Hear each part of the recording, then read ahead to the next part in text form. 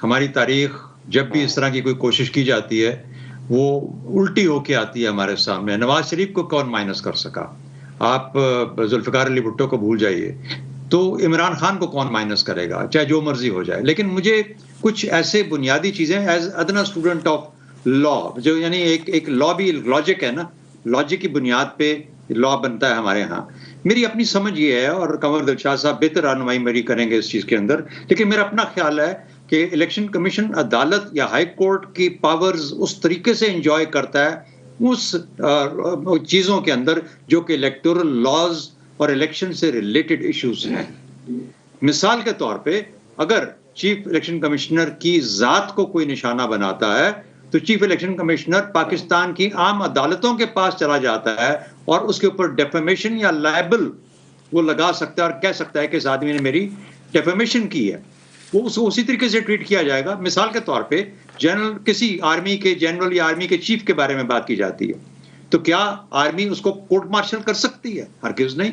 Court martial के लिए आइन में बड़े क्लियर कवानीन दिए हुए हैं कि सिर्फ इन लोगों का, सिविलियंस का कोर्ट मार्शल हो सकता है जो कि पाकिस्तान की, जिसे कहते हैं ना कि एस्पियोनाज या उस तरह की सिंसियरिटी जो कि बहुत ग्रेव सिक्योरिटी का वो थ्रेट है या जो पूर्व साबित हो जाता है, उसको आप कर सकते हैं।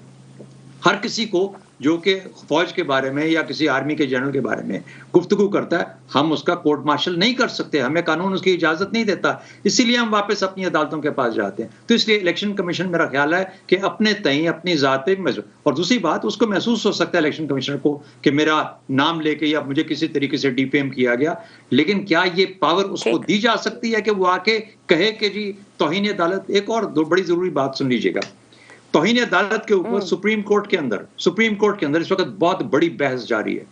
शायद सामने खुल के ना आए। जस्टिस मंसूर अली शाह, जस्टिस काजी फायज ईसा, ये सब वो लोग और भी जज वो लोग हैं जो कि कहते हैं कि तौहीन अदालत के ऊपर जब हम लेके आते हैं या सुओ मोटो के ऊपर लेके आते हैं किसी को, तो फिर हमें उसके ऊपर जाहिर है कि हमें देखना चाहिए कि सुओ मोटो की पार या तौहीन अदालत की पार को कैसे हम कर्टेल कर सकते हैं। ये तो खुला हाथ दे दिया कि जिसको चाहे बुला के सामने खड़ा कर दो। चौथी एक और चीज और फाइनल चीज बताऊं आपको, ये वो वक्त है पाकिस्तान में जहां पर जो हमारे इदारे हैं जिन्होंने इस रियासत का निजाम चलाना है, वो इस हद तक अपनी साख को बचा के रखें कि वो मुतनाज़े ना हो।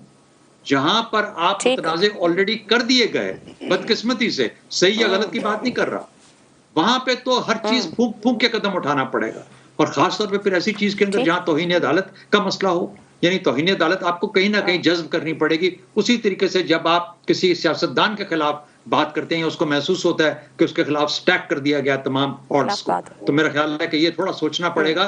मेरी नजर के अंदर तो ये कोई ऐसी चीज बनती नहीं है कि जिसमें कि इलेक्शन कमीशन अपने आप को और मुतनाज़े बनाए, इस तरह की काम करे।